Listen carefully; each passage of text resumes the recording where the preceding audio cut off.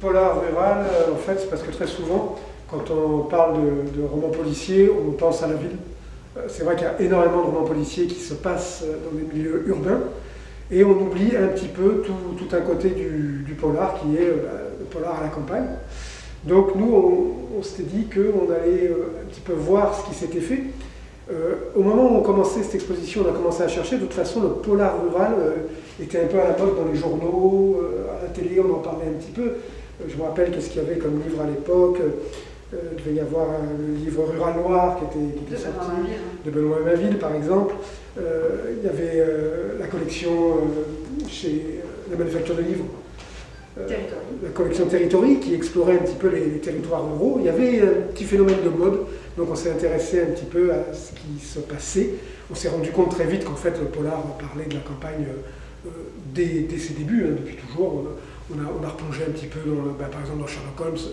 Il y a dans les Hêtres rouges de Sherlock Holmes, par exemple, il y a un passage, un très beau passage où Sherlock parle à Watson et il lui dit, ils sont dans le train tous les deux, et il lui dit, tenez, regardez cette campagne, regardez ces fermes isolées, imaginez tout ce qui doit se passer dans ces fermes-là.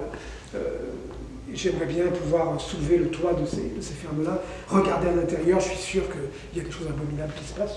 Donc il y a toujours eu du polar rural, mais on a voulu mettre, nous, avec cette exposition-là, un petit peu le projecteur sur ce territoire du genre qui n'est pas mis en avant très souvent. C'est la ville. Quand on pense polar, on pense à la ville, on a des images de ville qui viennent en tête. Oui, puis c'est aussi, on sait que ça répond à une curiosité, à un intérêt du public qui a répondu, qui a plutôt pas répondu, mais qui a noté qu'il y avait ce genre de phénomène et qui s'intéresse. Il y a un retour à la nature, il y a un retour à la campagne, et ce sont des livres qui en parlent. La collection Gallmeister, par exemple, là-dessus, a joué un rôle important pour le polar rural.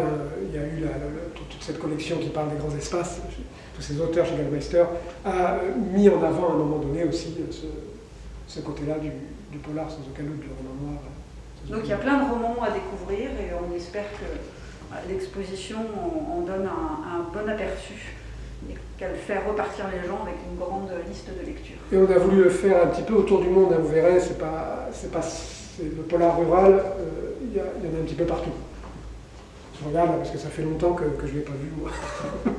je la redécouvre.